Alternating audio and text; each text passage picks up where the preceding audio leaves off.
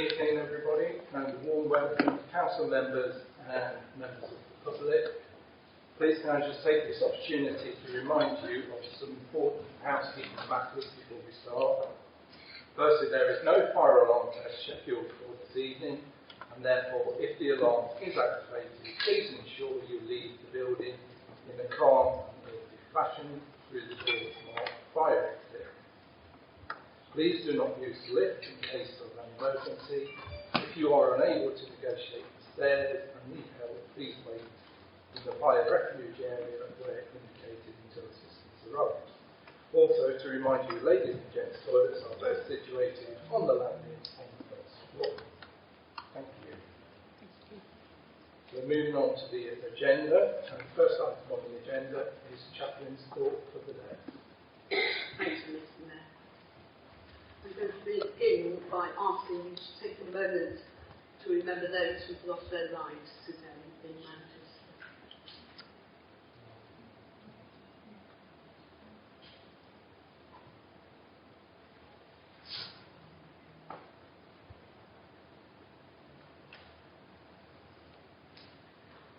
Recently, I was in Germany with the Chard twinning group.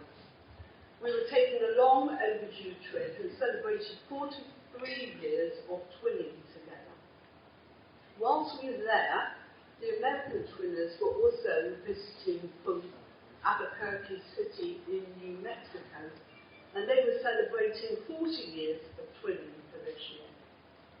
And a great time we had sharing about our cultures, backgrounds, and overcoming the difficulties of language and interpretation amongst us. We had amongst our number William, otherwise known as Bill Smith, one of the older of our Chard members, who has been first to Hempstead in 1954 to reach out a hand of friendship. It was, of course, many years more before the twinning became official in 1980, and on this particular trip I was the youngest. A meeting together between us of very different and diverse backgrounds. I truly enjoyed what was my first visit, but not my last. It was a journey of discovery with some discomfort, with tricky conversations, which we all dealt with sensitivity and carefully. Such was the sense of respect and care for each other that when my host felt a need to share with myself and two of the American ladies, Ginger and Connie, over German sausage and beer, what else, her sadness for what had happened during the war, we needed to remind her that she was not responsible as she wasn't even alive. What she had lived through, though, was the east and the west German border being 3 miles down the road, the cutting off from her grandmothers and other family members, the constant worry of her mother, with her father working as an engineer at the coal mine directly on and under the border. We discussed the unbelievable but possible place of the votes being taken away in some states from the women in America. Trials and tribulations. But we heard each other. We tried to understand each other, and then we searched for the common ground, the things we could celebrate and agree with together, and created new ground, new friendships that will last. Somehow, and some way, here in Chard, in this place, and on this council, we need to create a space where we can find the common ground, to find the things that at the moment we're losing sight of and are out of our grasp. The working together to bring forth the best for everyone. The opportunities to pick up and start again, to understand where stuff has gone wrong, but not spend a long time digging and trying to bring it up again and again. And in my humble opinion, which is just that, everyone who has wanted to speak has been heard. Some questions in our lives are just never going to be answered. The same as some of those questions between us as Americans and English and German will never be answered. Because they can't be. But we can bring ourselves to find a way forward. The start of a journey, with each of us shaping the experience that we and others have and bring. Sadly, we have one thing missing. We don't have the German beer and the German sausage.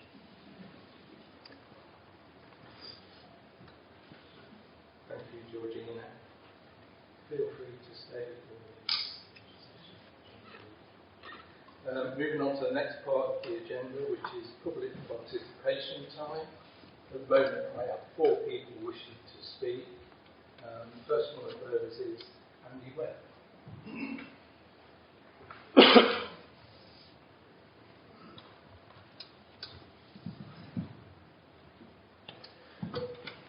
Good evening. I'm going to start today by just giving you a quick update on the beneficiary that I spoke to you about. That took me and 4 others 4 hours to stop him ending his life because of bullying. Last week he went to Wales, said goodbye to his parents, and was successful in ending his life because of bullying. 126 people lose their life to suicide every single week. And if Chard do not react now, you will be complicit to adding to that statistic. And we need to act now. So further to that, I'd like to address a pressing concern that has permeated the very heart of our community. The existence of a systematic bullying culture within Chard Town Council. Bullying, an abhorrent practice that undermines trust, erodes morale and inhibits progress, must be confronted head on. While words hold immense power, I firmly believe that they alone will not suffice to reverse this deeply ingrained issue. To begin with, a systematic bullying culture is deeply rooted in the power dynamics, fear and culture of dominance. It thrives on hierarchies and maintains its stronghold by silencing dissenting voices, marginalising individuals and perpetuating a toxic environment. When we rely solely on words to address this issue, we risk overlooking the systematic causes that enable bullying to persist. It necessitates an honest assessment of power structures, examination of internal processes, and a commitment to creating a safe and inclusive environment for all council members. A mere declaration against bullying without substantive action risks being perceived as empty rhetoric. Victims of bullying often face significant challenges in coming forward, fearing reprisals or lack of support. By relying solely on words, we risk failing those who have been subjected to such abuse. We must demonstrate our commitment to change through tangible steps such as establishing clear and enforceable anti-bullying policies, providing confidential reporting channels, and implementing robust support mechanisms for victims. Actions such as transparency, accountability, and genuine engagement with the community are essential components of effective positive change. It is also vital to recognise that addressing a bullying culture requires a collective effort involving all stakeholders within the town council, councillors, staff, and importantly, community members must be involved. Words alone cannot transform the council's culture. It demands a collective commitment to change, accountability for actions, and the fostering of the environment where everyone feels valued and heard. These include comprehensive training programs, workshops on effective communication and conflict resolution, and ongoing monitoring of behaviours and interactions within the council by an independent group. The three perpetrators offering a statement of remorse and recognition after a significant time lapse does not negate the lasting impact of the bullying endured by those targeted. The words inflicted cannot be easily healed or forgotten with mere afterthought and words. Furthermore, the timing of this statement raises questions about its sincerity and motivation. Months after being found guilty, it is reasonable to question whether this sudden acknowledgement is driven by genuine remorse or merely an intent to salvage one's reputation. True contrition is best demonstrated through immediate and consistent action, not by issuing a statement long after the harm has been done. The credibility of their intention is rightfully called into question. 10 years is too long to accept this bullying behaviour. The impact of the three perpetrators' action extends beyond the targeted individual. Their bullying behaviour has created a toxic environment within the town council, affecting the overall functioning and the well-being of all members. To dismiss the significance of the impact and attempt to discredit the harm caused undermines the healing process and the need for genuine reform. It is essential that we hold individuals accountable for their actions, demand true remorse, rather than accepting mere words devoid of substance. Additionally, we must consider the implications of the public trust in the Chard Town Council's ability to govern effectively. The delayed payments not only raise doubts about the council's integrity, but also calls into question the Chard Town Council's commitment and ability to address bullying and foster a respectful working environment. It is insufficient to merely issue a worded statement of regret. The public rightfully expects proactive measures, tangible changes and a demonstrated dedication to preventing such instances in the future. In conclusion, a systematic bullying culture within our town council cannot be reversed by words alone. It necessitates a comprehensive and multifaceted approach, one that involves examining power dynamics, implementing concrete policies, supporting victims, rebuilding trust and fostering a culture of inclusivity and respect. Let's not be satisfied with mere words, but instead commit ourselves to taking bold and decisive actions to transform our town council into a beacon of fairness, collaboration and integrity. Thank you.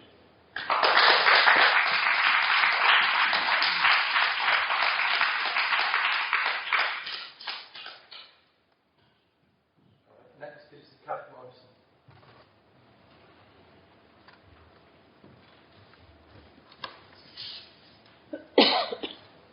Good evening, Mr. Mayor and councillors, officers. My first point this evening is not to do with the bullying at this time. I've read through the draft minutes of the previous meeting held in May, and I found that there's been an omission within those minutes, and it's under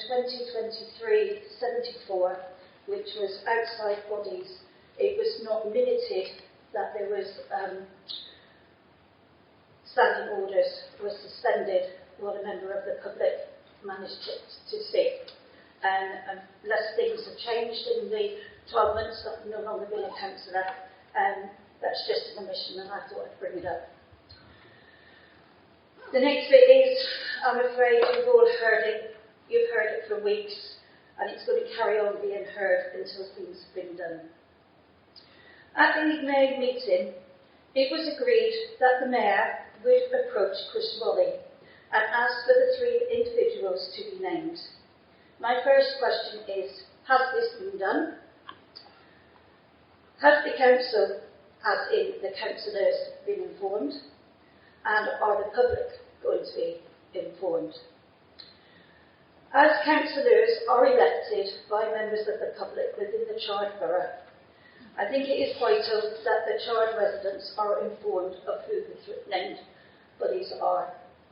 Most of us think we know who it might be because names have been put out in the public domain, but that's not to say that those three are the main people.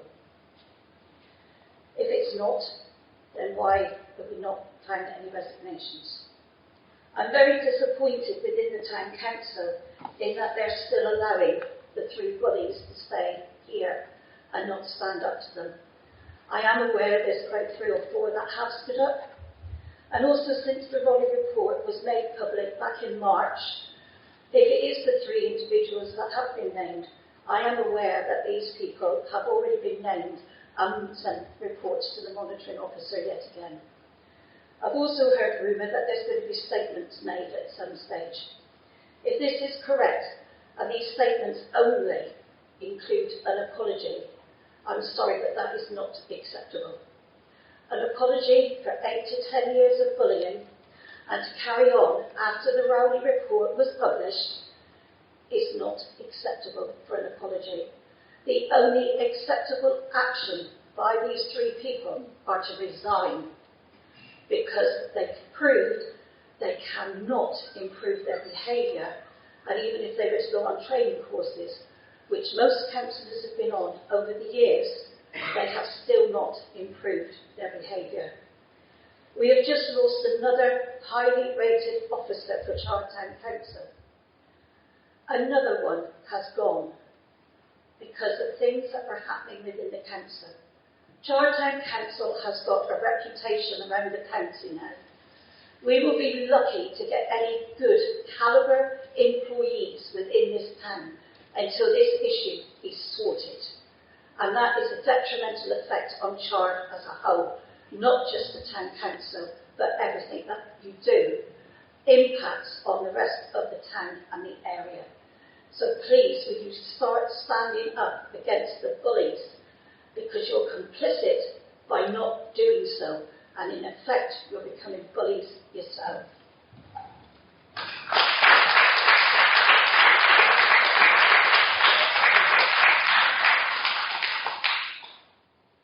can answer one of your questions, Kath. The statement will be agenda item 2023-88A. Next is Jason Hawkes.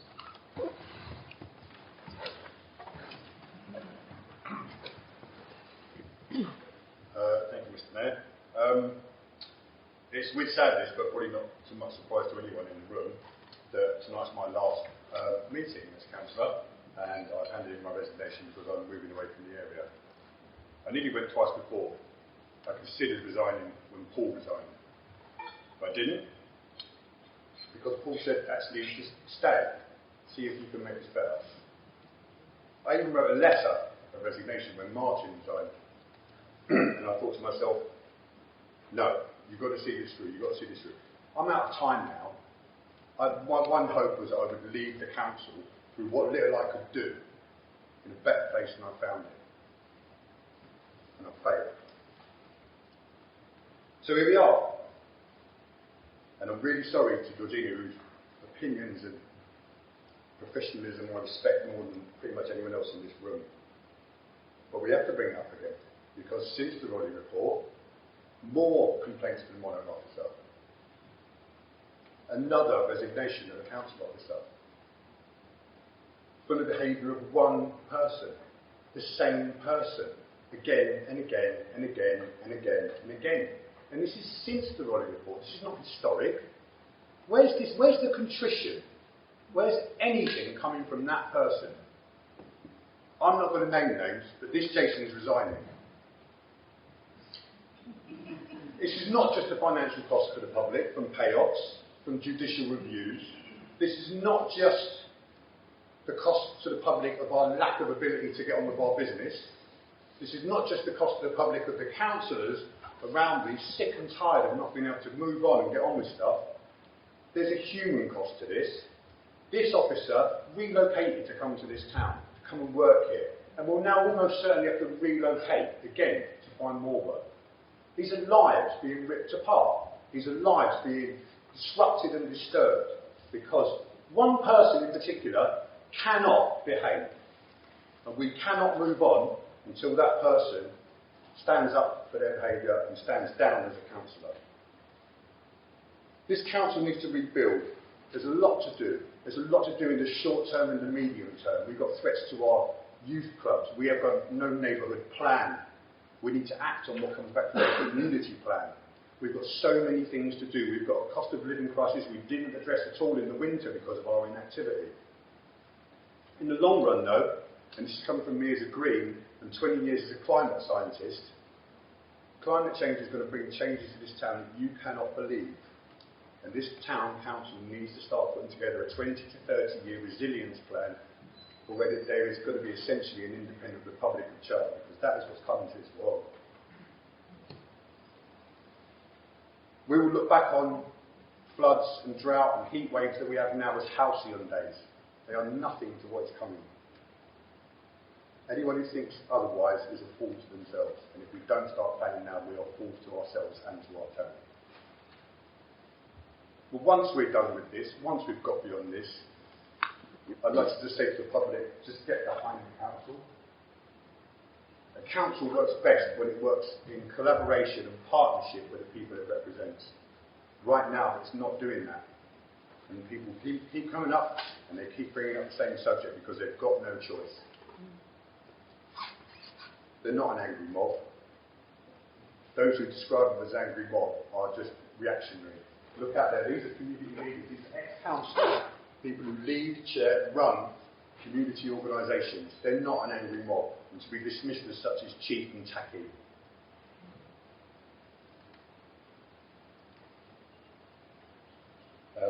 Chard's the last, well, it's the only place in my whole life I've set roots down. So I'm sorry to do. Pop back some pot.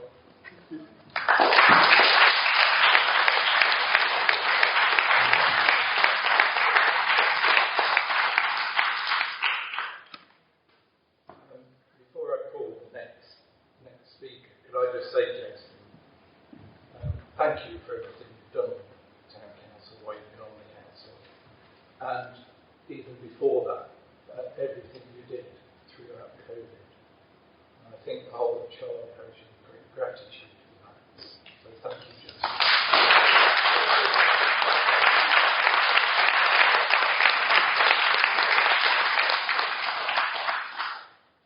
Pauline.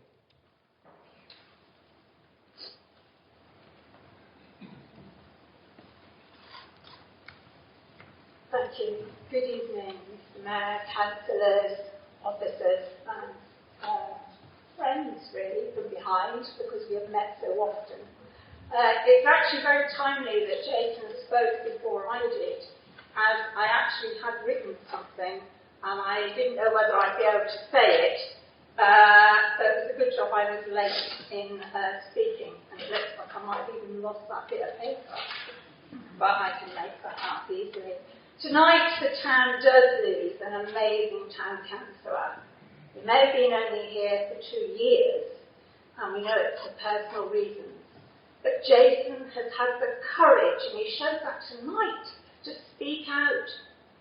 He's had the strength, he's not frightened, he speaks from the heart. And some of us will remember that amazing meeting on the 3rd of May, yes, when 2 members of the council left us, and Gary took over as acting mayor. And what a change! The council worked together because Jason challenged. And I think we do very much want to thank you from the heart, Jason, for what you've done. You will be sadly missed. Sadly. As some of you may know, I was actually elected as a Liberal councillor here in Chard in 1983, the heyday of Paddy Ashdown. And I therefore recall and respect the hard work of the officers at that time. And so I want to publicly thank all the officers here now who work tirelessly. These recent times have given you even more work. Each time I ask a question, you email me, you explain why you probably can't answer the question, but it's done efficiently and with courtesy. You are all so professional. And so again, with great regret, we learn that Adrian is now leaving us. Our great loss will undoubtedly be somebody else's gain. I can't begin to imagine how it must be on a day-to-day basis for you all, working in such difficult times and toxic circumstances. Thank you. I also want to thank the majority of our councillors, who too have had all those extra meetings linked to the Rowley report. Thank you to each one and every one of you who follow the code of conduct and work as councillors should, as was shown during that second half of the meeting on the 3rd of May. I therefore implore you, Mr. Mayor, that within your agenda and announcement, the Rowley 3 are going to be named, and when we next come to the meeting, we can start working together. You have public support. You need to earn our trust, but we will work for you together. We've got a community plan in the making. We're ready to go. But believe you me, we won't focus on anything else until the Rowley 3 have resigned.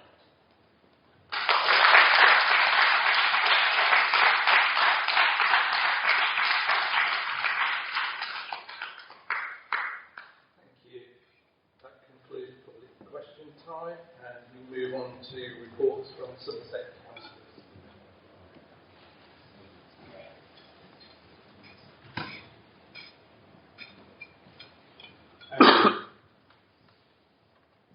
Thank you, Mr. Mayor. I think I'll stay in probably Carrie's bed. I know you're doing the budget later on.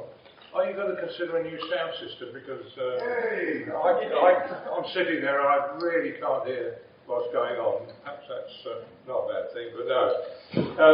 Anyway, for anyone who doesn't know, Martin Whale, I'm the Somerset councillor for Chard North, and I'm going to give a brief report here, and then my colleague for Chard South, Connor over there, is going to give the difficult stuff, but he's got all the details. But anyway, firstly, it's been 3 months now. The new council has been functioning, and quite frankly, I and a lot of other people, I'm quite sure, were dreading it, having to mash these 4 district councils into the ongoing Somerset County Council was going to be something very difficult. But I have to say that where service is concerned, it appears to me that they have been quite successful.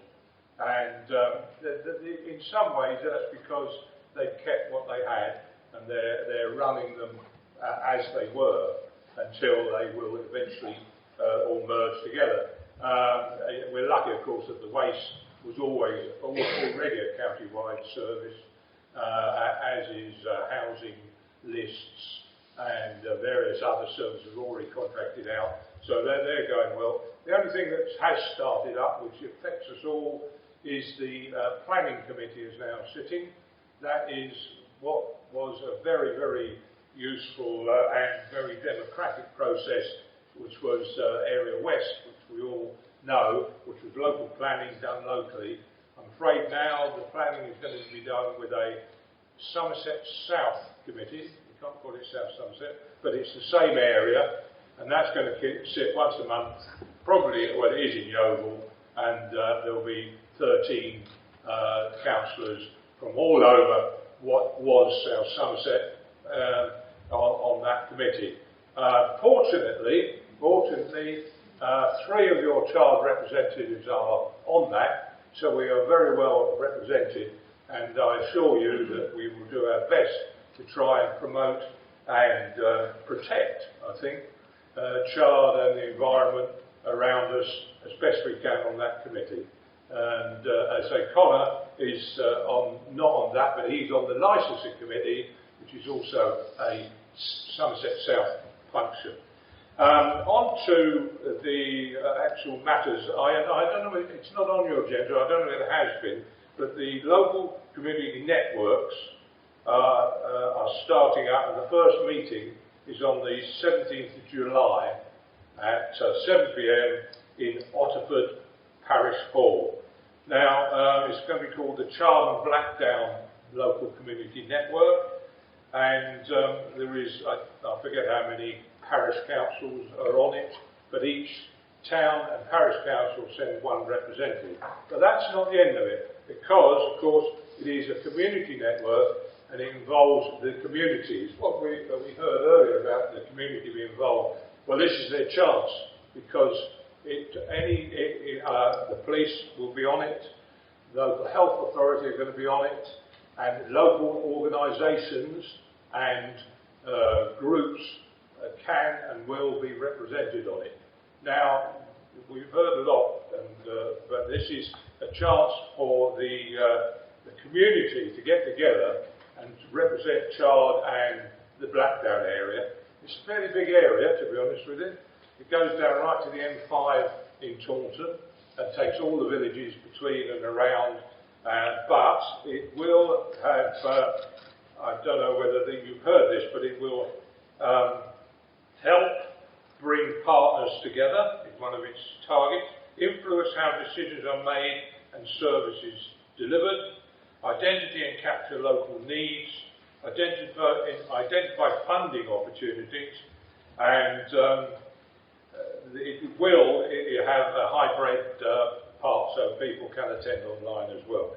The only problem is, as I see it, and this is a personal view, is it's not funded by any great amount apart from administration. So at the moment, you won't have any funding to give away grants or anything like that. But I do implore all the parishes and your town council, Mr. Mayor, to attend in person if necessary, because it's one vote, one person. So it'll be. But anyway, there we go. The date's the 17th of July, 7 p.m. Oxford. On to local Chard North matters.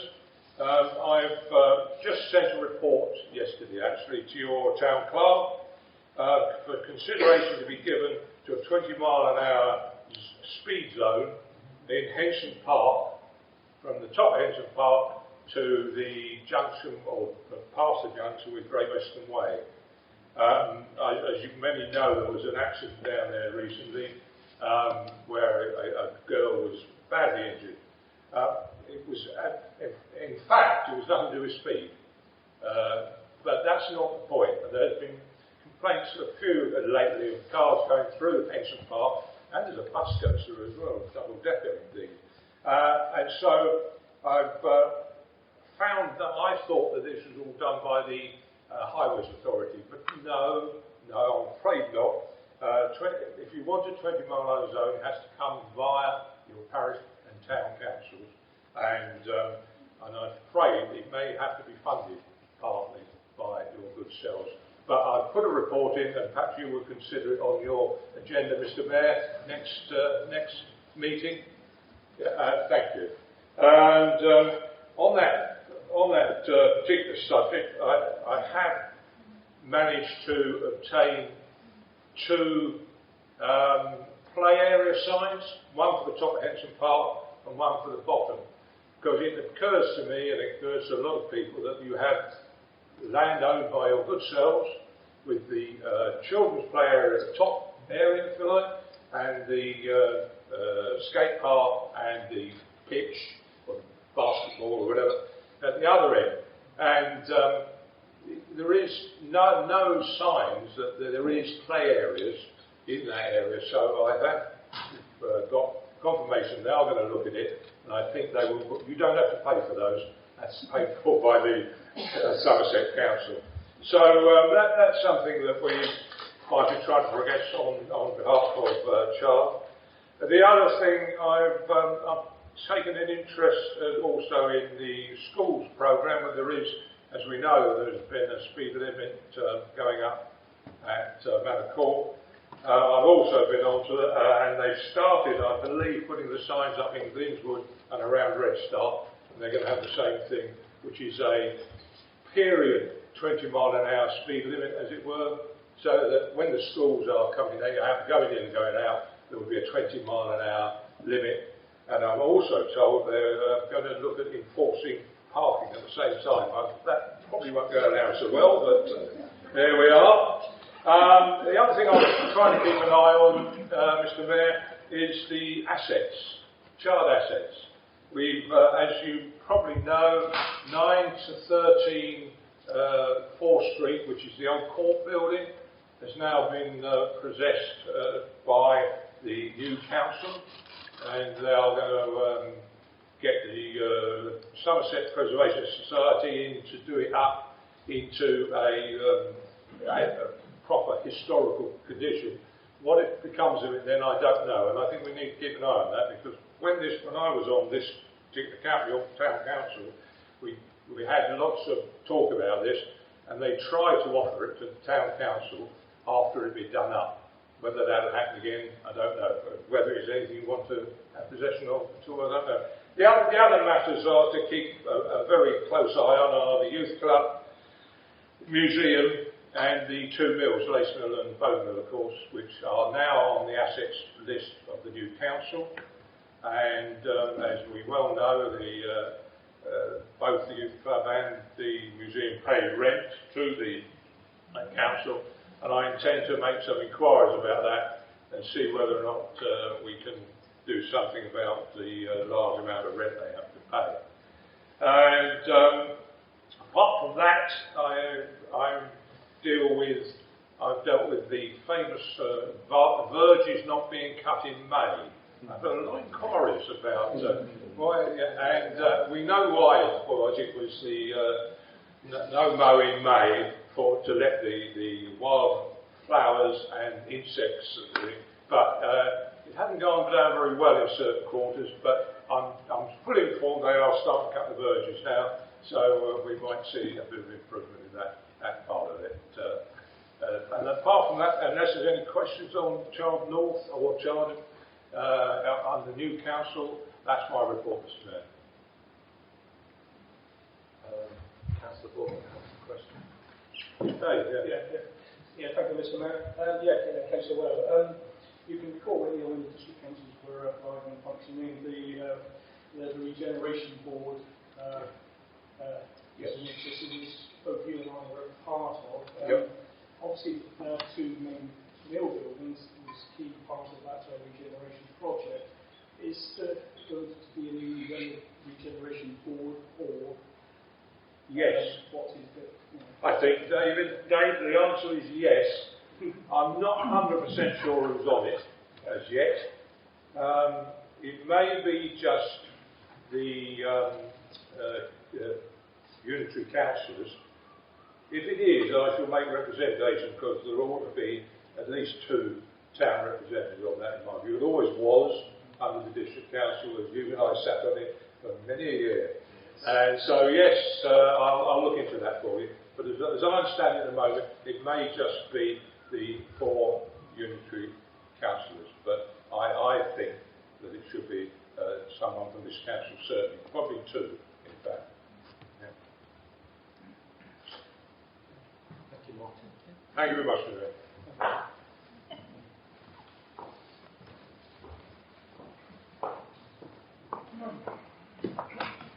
Evening, councillors. I'm going to sit down for this one. I do apologise. Just before you start the comment, Of course. Democratic officer did ask me, if possible, if you've got reports to give, could they be sent? That's fine. As well? That's fine. I will make sure I do that before, and Martin as well. We'll do that. Sorry? Send in reports from now on. Yes. That's fine. I just had one really, really quick question that I didn't manage to quite squeeze into public question time, but it's completely unrelated to most other things we've talked about for the last few months. I'll reduce it down massively because now I'm in my report. Pride Month is this month, and on the 21st of January 2018 I came out as gay, and that was a very hard day for me in terms of my family getting them to accept who I was, which wasn't actually having to get them to do anything at all. It turns out they'd known for years that I was gay, but there we are. Pride Month is about accepting people, celebrating what it means to be LGBTQ+. It's about raising awareness of the work of LGBTQ people and about equality and acceptance, as I say. Could we therefore, would councillors of this council be quite happy to, when it is Pride Month, put up a LGBT flag above the Guildhall? I'll let you answer another time. I'll get on to my report for now. Martin and myself had an Agri meeting the other day, which was very useful, where we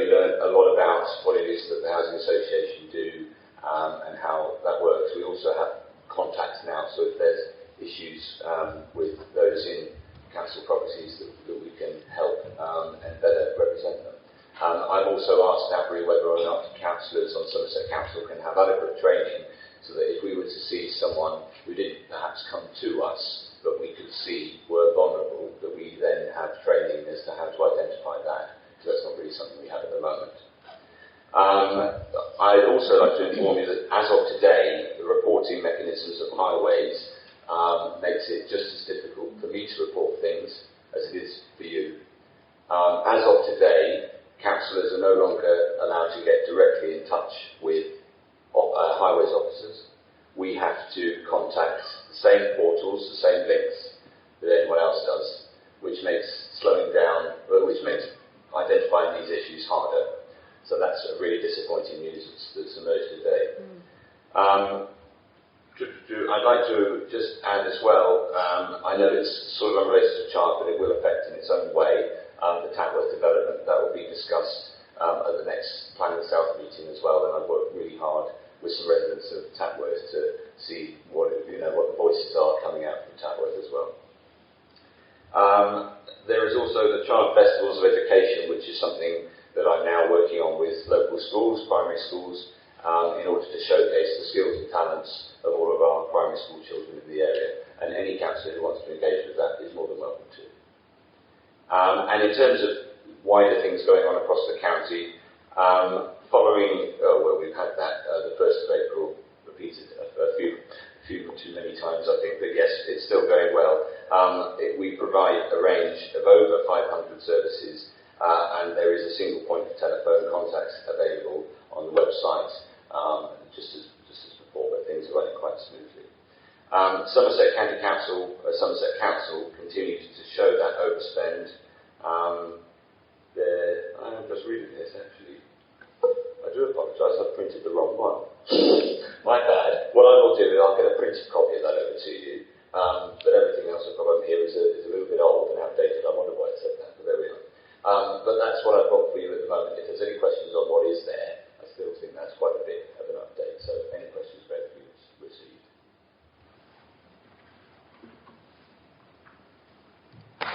Victoria? Thank you. I had to call, this isn't as a councillor or question, I'm sorry, but I had to, both of you and Martin, and too, I had to call something in education, and the website was actually very easy to navigate and find the number. I didn't get the right number, got through to a lovely, lovely lady who took a real interest, gave me the right number and her email address to get back to her if I couldn't get what they needed to happen. And actually for a service, we're only open on a Wednesday and Thursday morning between 10 and 12. It was really important that I called, and they were so great, I have to say. They were really, really helpful, and it was really good to have that connection and make it so easy. The website's nice, it wasn't, the kind of way, but that's the way it's from. So, thank you. That's fine. Thank you for noting that. I'll pass it on to one of our Willow-Rods. And just before I go, thank you for that. I'd like to thank Jason Hawkes as well. He's been a tremendous councillor and a great council myself, and I think he's one of the strongest people on this council. He'll be greatly lost to the community and for everything he's done. So thank you very much, Jason, for all your service. Thank you.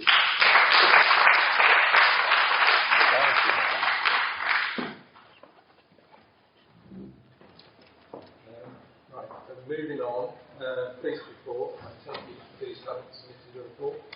So thank you, no report from the police. So we now move into the agenda proper. So the first item on the agenda is apologies for absence. I'll hand over. Thank you, Mayor. We have 6 apologies. Councillor Brown, Councillor Grief Page, Councillor Jenny Kenton, Councillor Hassan, Councillor Baker and Councillor Watson. Do you have... They're reading last meeting. Yeah. Oh, sorry. Yeah. So, do you have reasons for those apologies? Yes. Do you want me to say them Yes, for all please. of them? Yeah. Okay. Councillor Brown, personal. Councillor Grief Page, work. Councillor Kenton, personal. Councillor Hassan, work. Councillor Baker, personal. I think. Councillor Watson, personal. Thank you. Are we happy to accept those apologies given you?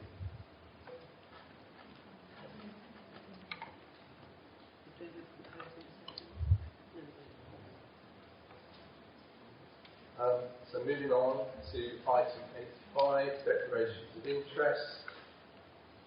Under the Localism Act 2011, in accordance with the Council's Code of Conduct, members are required to declare any interest which may not currently entered in the member's register of interest, or if he or she has not notified the officer of it, or any interest of anything on the agenda. Are there any interests?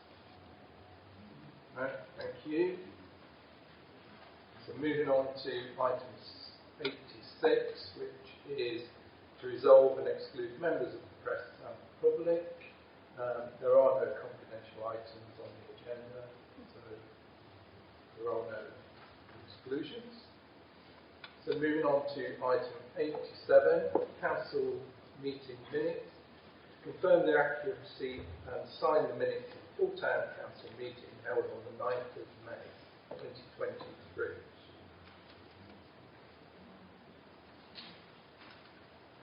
Councillor Gorman? Yes, I can also recall that the minutes were suspended during the meeting, so I think we need to actually have that into the minutes. So are you happy with that amendment into the minutes that I signed them as a true copy? All agree? Thank you.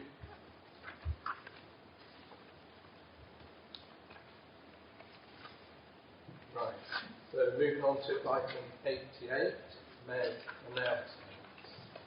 So item A, response from the Mayor to a question from 3rd May 2023, meeting regarding the Chris Rowley report.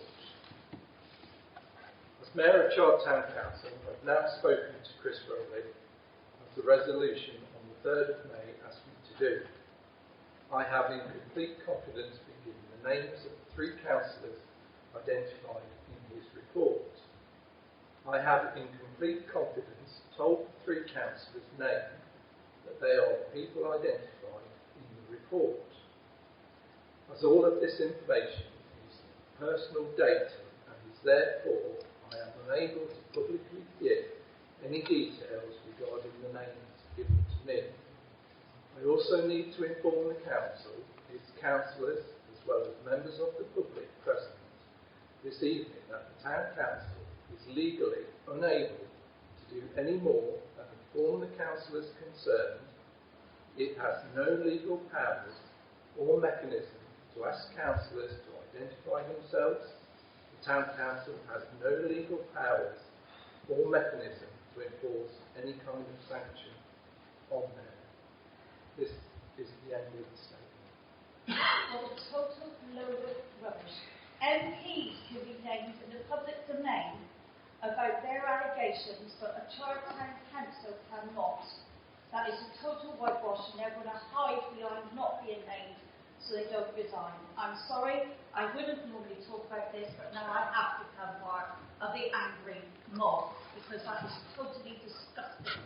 Undemocratic. How are we supposed to vote better if we don't know? We paid for the report.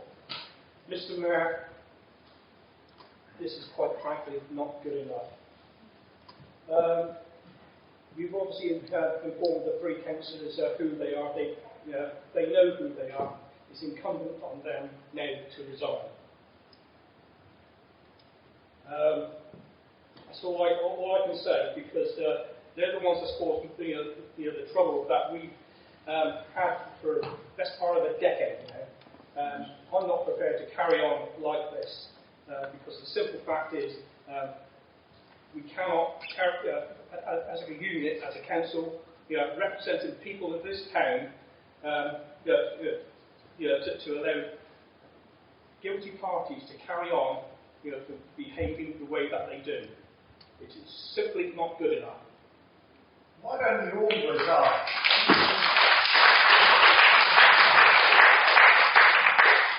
How many more staff are you going to lose? Tim?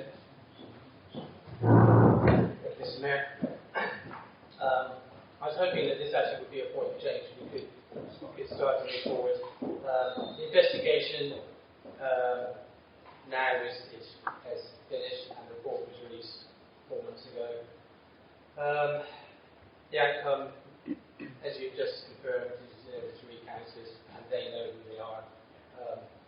And I guess most people in this room have got a really good idea of probably who they are too.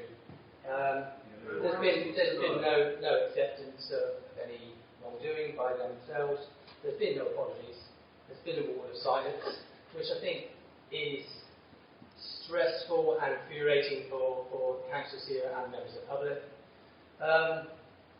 But the behaviour hasn't changed. I think as many people have already stated, and Councillor Hall did, it was only 5 weeks ago that one councillor came in and attempted to basically sabotage the Spring Festival and threatened an officer and a staff member. Again, we're losing Adrian. It's again a key part of our team.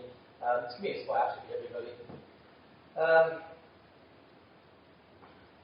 I was offered mediation by Bill Evans, the Liberal Democrat leader for Somerset. At that point, though, after he'd offered that, to me it didn't seem that there was any point because the behaviour of one of those individuals hadn't changed at all since the report had been out.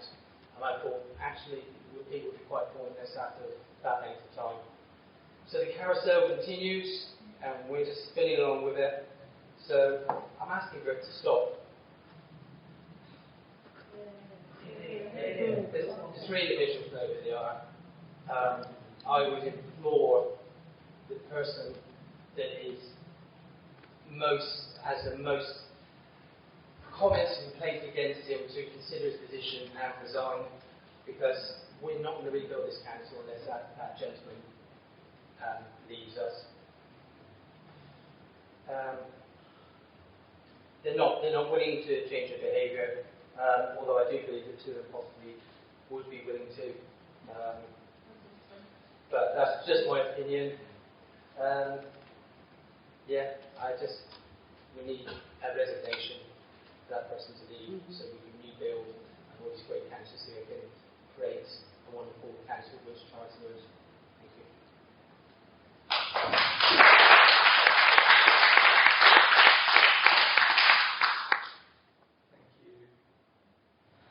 Moving on to item B, gender equality.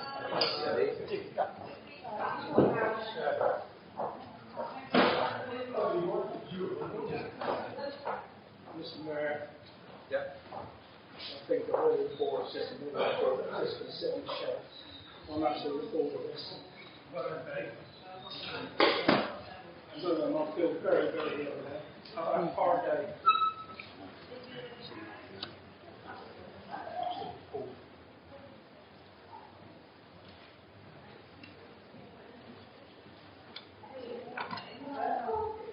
I'm going to say something very quickly.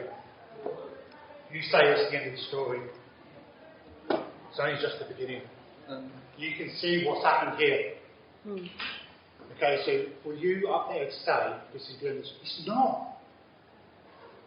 And I'm sorry to say, as harsh as I'm going to right now, you need to grow a set of balls and do something about it.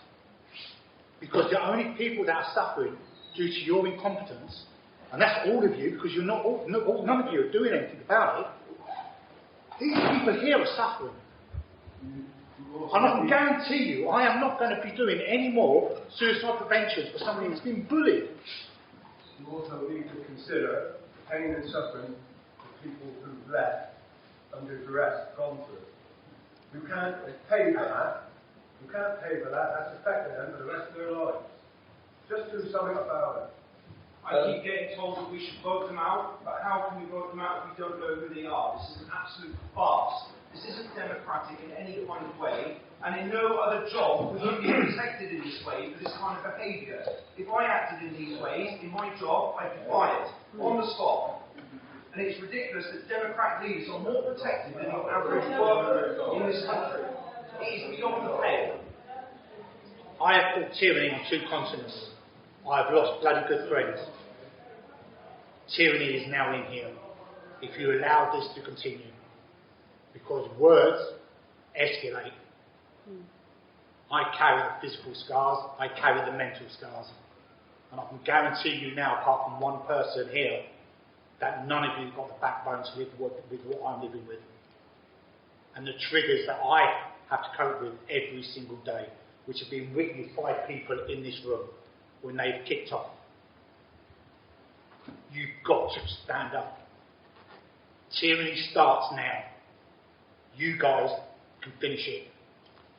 And if you don't, then you're no better to the Russian gentleman that's fighting in Ukraine now. Because that's where it ends up. And I guarantee you, I've been there and I've done it and I've got the scars. You don't want to go there. You have to finish this now.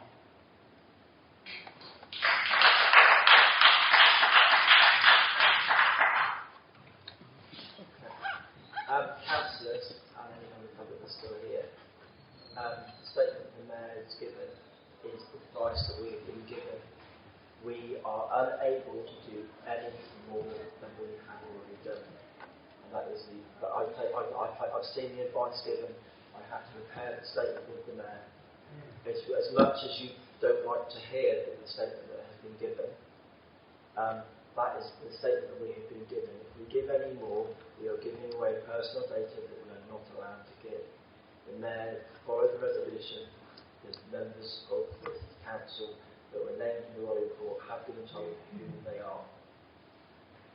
That we have absolutely no power as a town council to ask any councillor to resign. The Mayor isn't allowed to do that. Any officer isn't allowed to do that. We are unable to ask anyone to do that. And as I said, if the Mayor was able to progress any further, he would have done. But we cannot do that. That is the advice that has been given, and that is where we have to be. We can't change something that we can't change.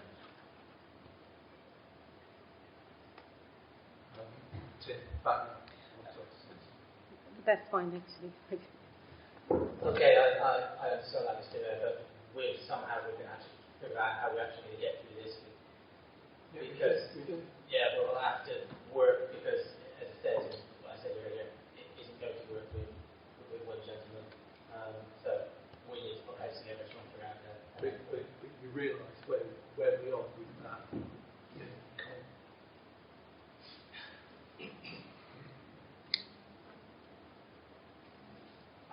Yeah, I do understand completely, and I'm going to quote Councillor Kenton saying, he said to me, yes, we know what the problem is. He spoke to me, myself, about an answer, I think chemical. We know what the problem is, but hey, what do you do about it? And you named that gentleman, and I'm not going to. Okay, we're happy to move on. Jason? We're clearly at an impasse. Even if I wasn't leaving, I wouldn't like to be called a coward by the public. The public that doesn't actually understand the limits of our legality, but you can see how disappointed and upset they are. We are at a complete impasse. So, what can we do? Can we raise a motion of no confidence in a particular councillor without naming them, even though everyone knows who they are? We've got to break precedent here. We've got to break precedent while maintaining our people's right to privacy, but I'll happily stand here and raise a motion of no confidence in a particular unnamed councillor who everybody knows. And I don't see what else we're going to do, because this cannot work. This person cannot come back into this council and expect to maintain professional relationships and working relationships with councillors or council staff when this person has been the main brunt of most of those people leaving, of lots of councillors feeling bullied, of the enormous amount of complaints that we know have gone in. And we know there are FOI requests going in about the number of complaints that have been made against this council in the last 10 years. And it's not just us who doesn't have balls, our monitor officer doesn't have balls. And never has had. So we need to break precedent if we're going to break this impasse. It's really that simple. And we have to collectively decide how we do that. I can say from obviously the legality point of view, we wouldn't have made the statement we made this evening if we thought we were incorrect. We're not going to suddenly make a statement that we know is going to affect the people that just walked out, the comments that some of the members of the public have made. We make that statement because if we say any more, we can be legally challenged the other way. And we cannot, as much as all the grief and everything that's happened to this council and the acts of the members of the public, What we cannot do is put the council in a position where we can be legally challenged the other way. So we have to take advice. The advice we've been given is the clear statement that the Mayor has made this evening. We can take further advice on the suggestion from Councillor Hawkes, but as I said, as it stands tonight, we have to go with the statement that's been made. We understand that clearly there are councillors and obviously lots of members of the public that don't like the statement, but we are very clear that the advice that we've been given, we can only make that statement. And it reflects back to the agreement that was made by the council back on the 3rd of May, that we would that the Mayor would seek the names, and now the 3 councillors who are in that report do know exactly who they are. And that's what was asked for. I know it's not completely made what some people are looking for, but that was what was asked for. So we now know exactly where we stand, but we cannot do any more. And this is the legal law of England, not Chard County Council. So what can be done? If you can't do it, who can? There has to be, if I'm the public, what can I do? We can seek advice on the vote of no confidence for the councillor which requested that this evening. But if you get told the same thing with your dead end, what can happen? Who can? Who's got the authority to sort this? Democratic. All I'm going to do is repeat what's been said tonight, really. There's no point, you just want to listen. Well, you've asked me. You've asked us a question, and it's. Yeah, I've asked you a question. You told us you can help. Fine. Who can help? And what can So, be done? okay, I'm going to do a little bit more then. There is nobody, because that is the legal status according to local government. There is no mechanism to make any councillor resign. There is none whatsoever, as my town clerk said, within the current national guidance legislation for local government. There is none. And what about the party leader? I beg your pardon, sorry? Well, the rumour is there's Lib Dems involved. Can the Liberal Democrat Party kick out one of their members in this position? That they can't make them, they can't sack them like one of the members of the public participation said earlier. If I was in another organisation, there would be ways. There isn't that mechanism at all. What the party leader could do was have a conversation and ask that councillor to think about what might be the right decision or the right action for them to take. But they can't sack them. There's no mechanism for that. None. There's got to be a way.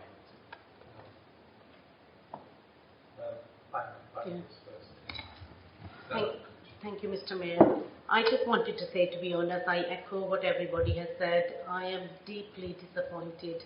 I cried when Paul left, and I cried when Martin left, and I cried when Adrian left. And Dave is just gone. Who is going to be next? Surely something internally we can do about this, because this behaviour should not carry on. Last month we set up a new council, and I personally, I'm only can speak for myself, had lots of hopes that things are going to change, that we are going to reset the button and start again. But I'd like to say that I'm very, very disappointed, deeply disappointed. Thank you for that, Diana. Don't lose that hope. I'm sure between us we can move forward. Thank you. Thank you. Tim. Yeah, my final time, Mr. Mayor, for the same thing. Yes, a party can actually do something about it. They can actually remove that councillor's position from their party. And I know my fellow Greens, we actually resigned in January if we thought we were actually fault. My final question is, I know Councillor Hawkes actually contacted you via email asking would the three named councillors actually be willing to give a statement of intent, because actually that would show that what they're going to do to maybe they didn't realise they were actually at fault, but maybe they say, look, this is the way ahead, we're going to work with you guys and we can sort this that and rebuild. Did you put that offer towards them, and did they reply saying, yep, let's try and rebuild? I've never got an email to that. I've had 2 emails from Jackson. I can read it to you, Mr. Mayor, if you want. Yeah, sure. It might take a minute.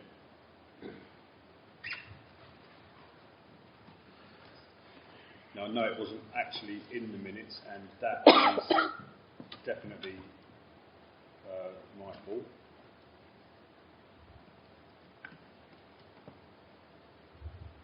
Sorry.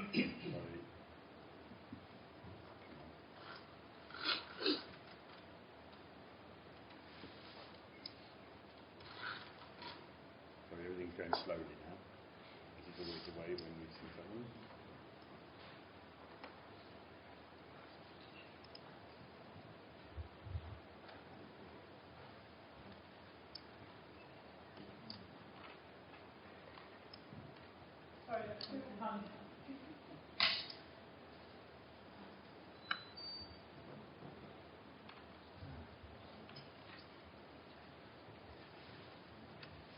I wrote on, and you have responded to it, on Wednesday the 31st. Could you please update me on this?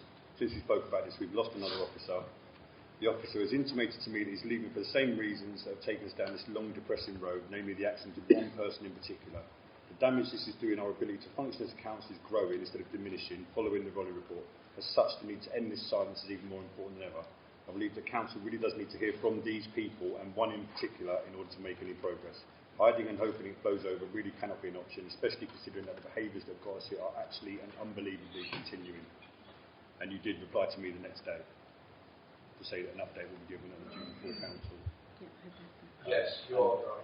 And the first email in that chain did ask you specifically to get a statement from them. I have been in the middle of the investigation, which involves. I know what it involves, yeah.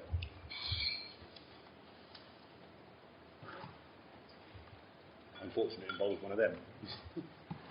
Sorry, I should have stood for that. I apologise.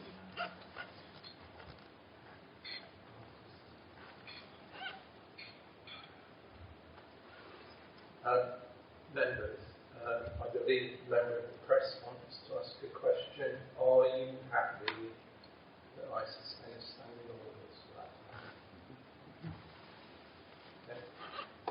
Yes. Thank you, Mr. Mayor. I make 3 points to you. Firstly, the hearing in this building is absurd. I have barely been able to hear unfortunately what's been happening. With a really important meeting like tonight.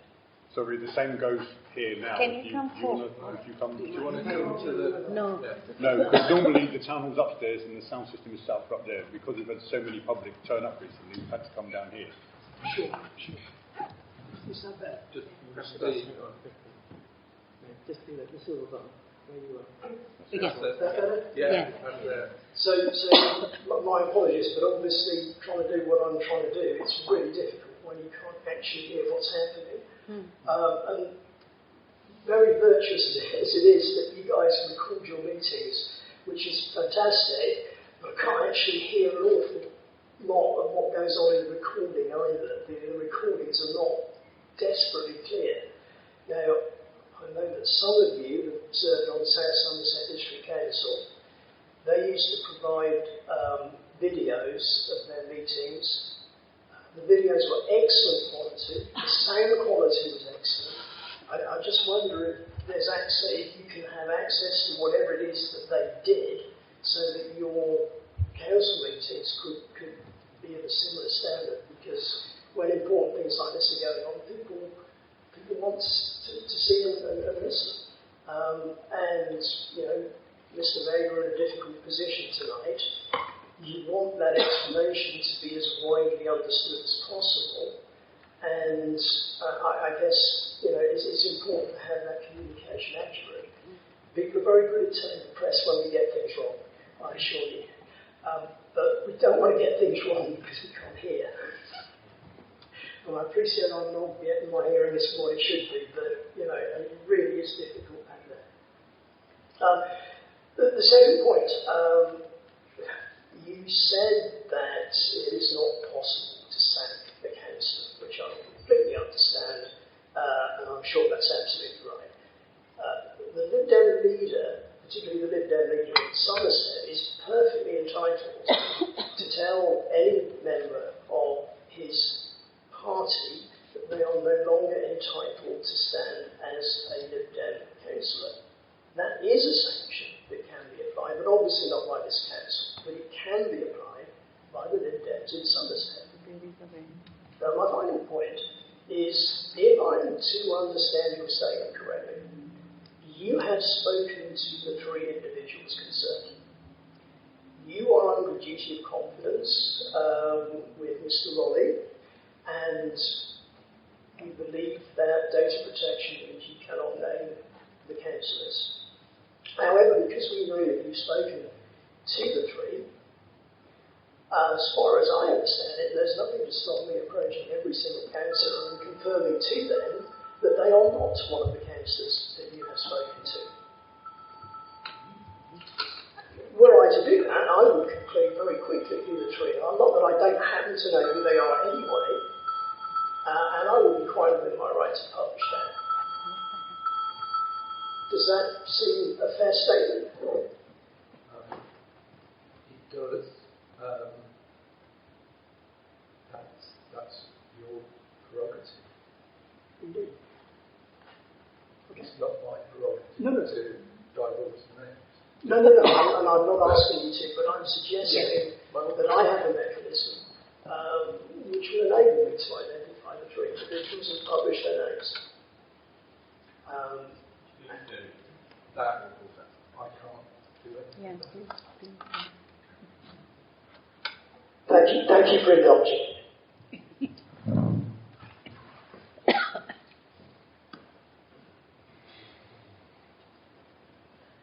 Sorry, Andy, I'd just like to come back, Andrew, on your second point. You're quite right about what you said about the Lib Dem leader, but even if they make them no longer part of the Liberal Party, that person can still be a councillor as an independent. So, they would still be potentially here. That makes sense. But the whip would be withdrawn and they would sit, rather like the MP for Somerton for instance, who is currently sitting as an MP but is not a Conservative.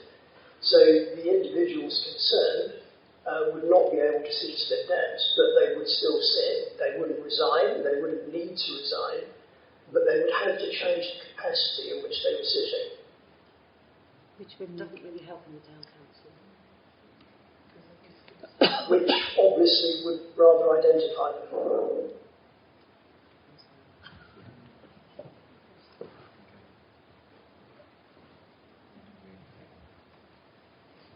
Are you happy if I reinstate Andy?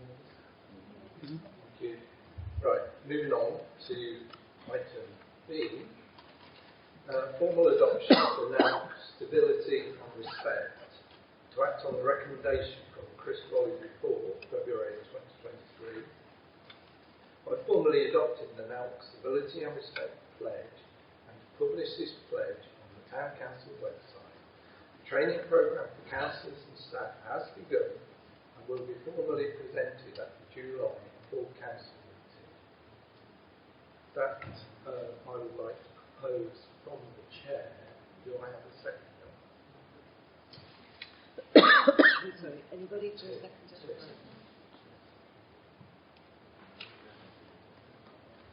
Does anybody wish to speak? Tim?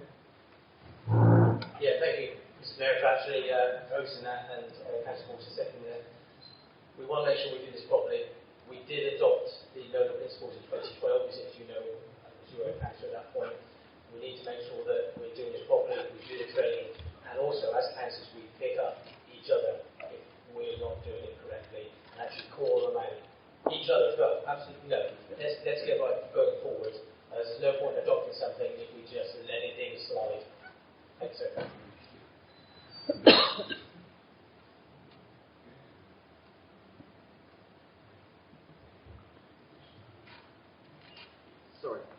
Sorry, in response to Tim and for the councillors present, you said about the 2012.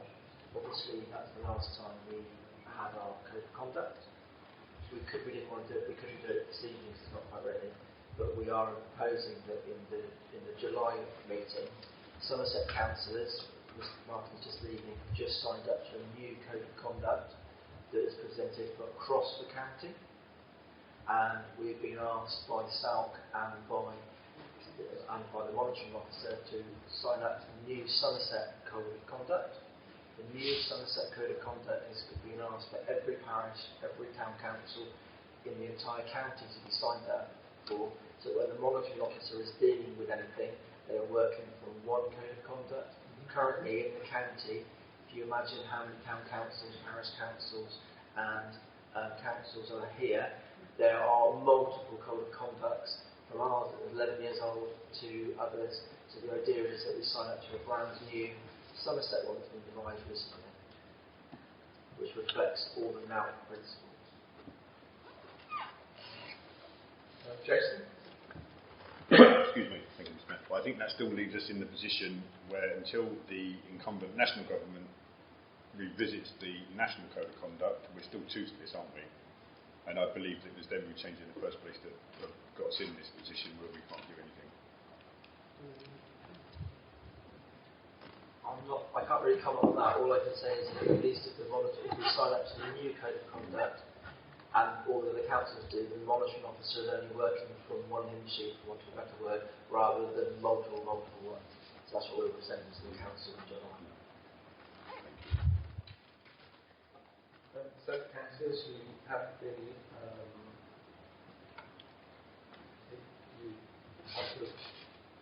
it's been proposed, it's been seconded,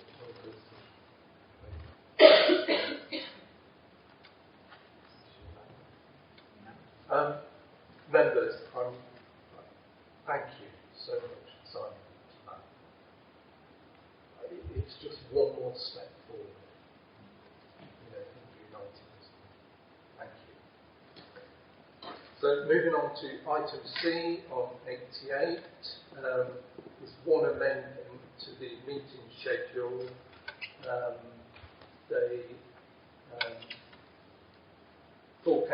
September full council meeting is now Monday the 11th of September. It was wrong on the sheet that you had. So if you could change that, that would be great. Thank you. And item D is councillor's surgery, to agree to the Democratic Service Officer to organise and coordinate councillor surgeries for 23 and 24. Is that okay with everybody? Yes. Thank you. So moving on, item 89, committee meetings. Note the minutes of the Amenities and Events Committee meeting held on the 15th of the 5th, 23, and to agree the resolution to accept the recommendation point 2 of the Operations and Management Report to undertake a valuation of the land adjacent to the car park by the cemetery in order to progress the extension, the payment of £1,500 plus VAT for the valuation to be paid from the cemetery earmark reserves.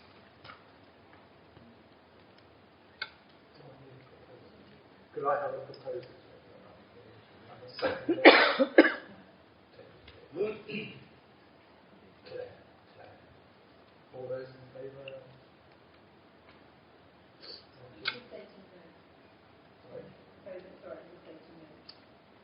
To note the minutes and agree the resolution.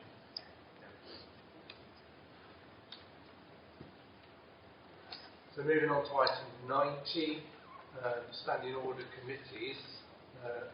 Item A, minimum membership, to elect a further 2 members for the HR committee and a further 1 member for the planning and highways committee to achieve full quota for those 2 committees in accordance with the Town Council scheme of delegation. Jason. You need 2 members for planning and highways now. Sorry, 2 members. I guess with the limited number of councillors that we've got here, we're probably not going to Please add me to the HR committee this time. I'm also chair of planning, so I can't have myself again.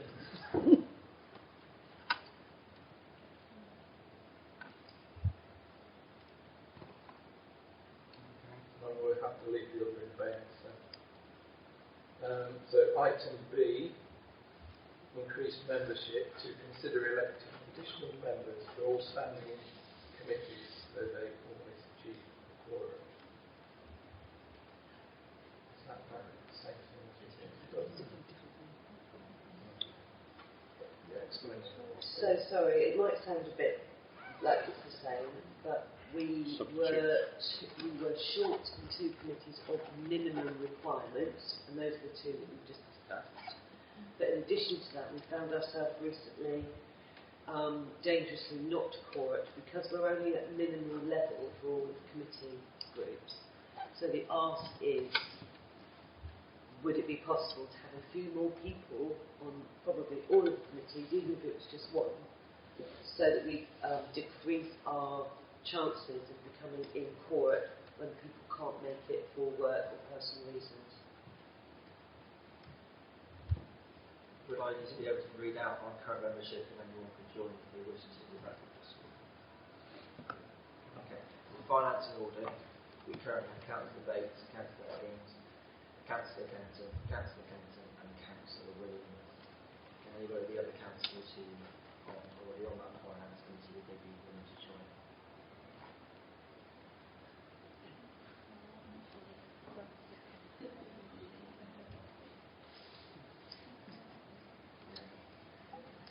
At the moment we have an issue with the grants subcommittee that's a subcommittee of the finance and audit committee.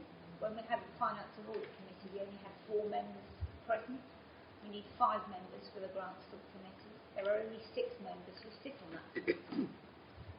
So if we have any grant applications we won't be able to agree them. Just a quick point, I think Sheffield wanted to be on that committee, but he was on a holiday when he was there, so he obviously couldn't join. I'm sure if he was here tonight he would join. So maybe he just twists his arm a little bit, maybe let him go. Or send him in.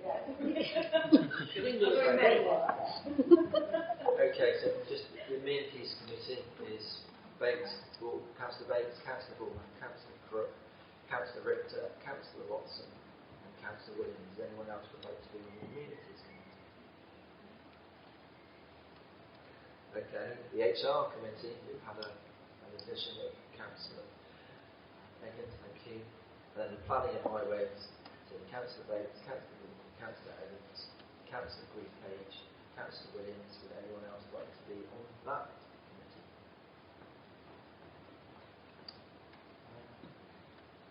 We do have a council. We do have other councillors. I think Jason, do you want to say something? Finance and Audit Committee, is there, I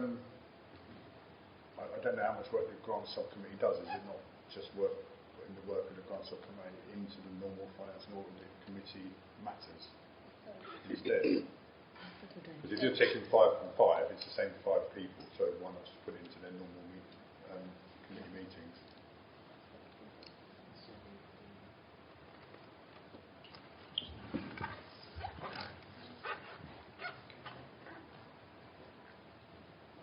Right, thank you, councillors. So moving on to item 91, which is the annual governance statement 22-23 and accounting statements 22/23.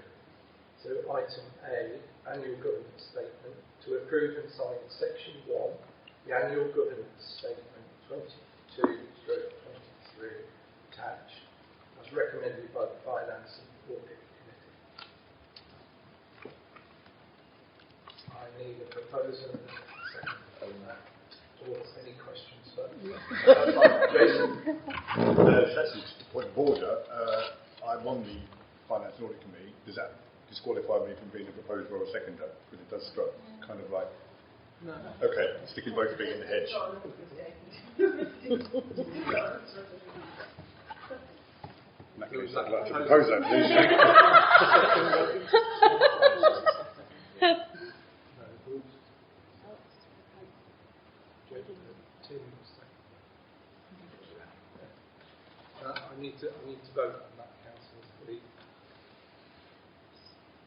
Abstention? Councillor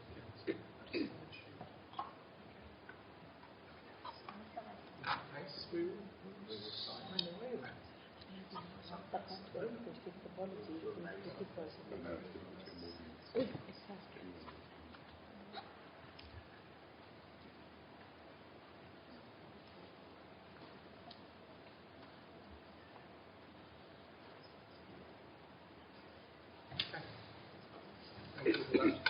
Thank you for that one, Councillor. So moving on to item B, on agenda item 91, accounting statements. To approve and sign section 2 accounting statements of 2022-2023 attached as recommended by the Finance and Audit Committee, including the balance sheet, earmark reserves and variances. Are you proposing and seconding again? Councillor Edmonds is proposing this time. Councillor Richter seconding. All those in favour?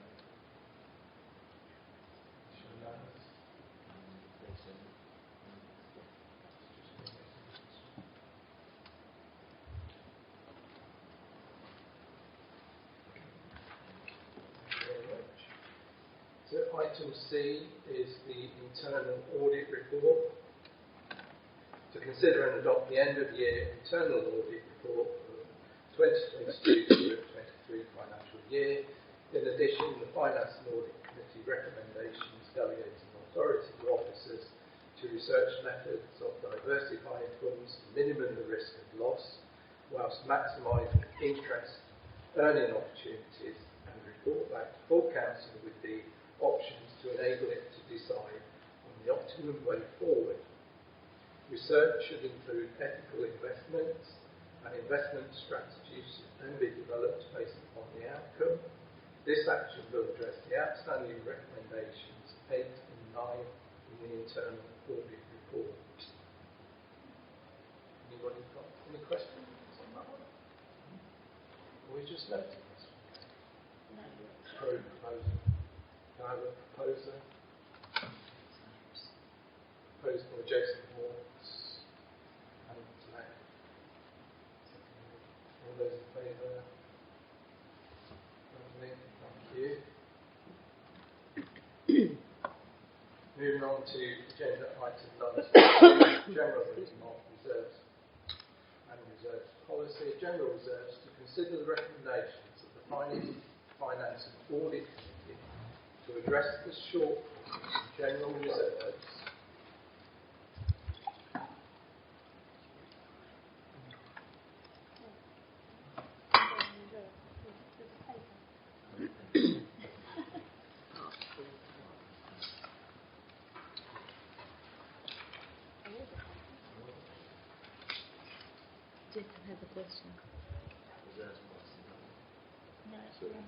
It's a lot further down. It's the one that says general and earmark reserves. Page 54. Jason, carry on. I think that, unless I've missed something, those weren't actually our recommendations. Those weren't actually our entire recommendations. I thought we recommended that because that only brings us 40,000 of the 80,000 shortfall. I thought we said take the other 40,000 from the EMR for the cemetery, and we had that to and fro about whether they could be transferred back if that money suddenly became necessary in the cemetery. But I may have recalled that wrong, so I'm relying on my own memory there. So I thought we'd agreed that we'd found the 80,000 from play equipment and the cemetery, because as it reads down, we've only got 40,000. If that makes sense, sorry. I think I'll let the answer that one. I think the idea was that we'd take the 40,000 now, and then we'd wait till we had the valuation, see how much the cemetery work was going to cost, and anything left from that, we would then use to replenish the general reserve, rather than take it now and then find that we're short. Okay, all right. I just misunderstood that then. Thank you. Okay, councillors, so that's cleared up.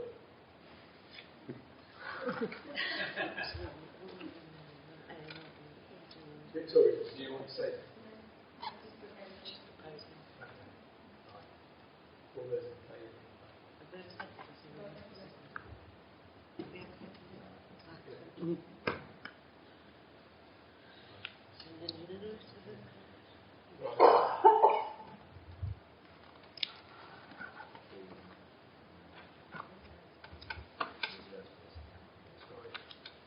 item B on that agenda item to consider and approve the reserves policy as recommended by the Finance and Audit Committee, reducing the requirement for operating costs covered to 3 months.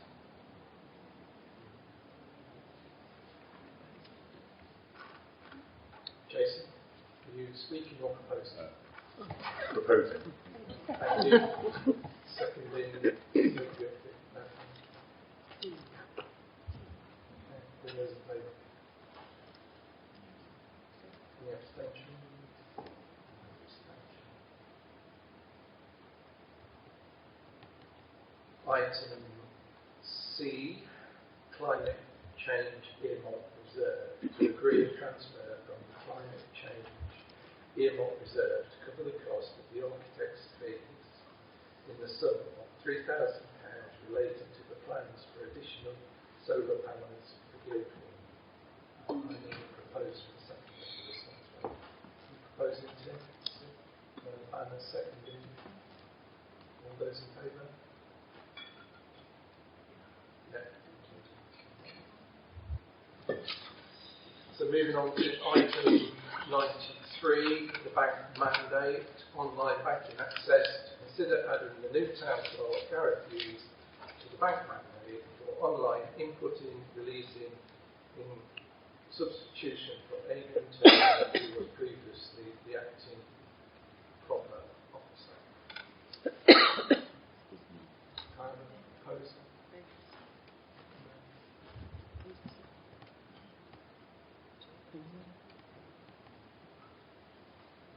All those in favour? Thank you very much. That's unanimous.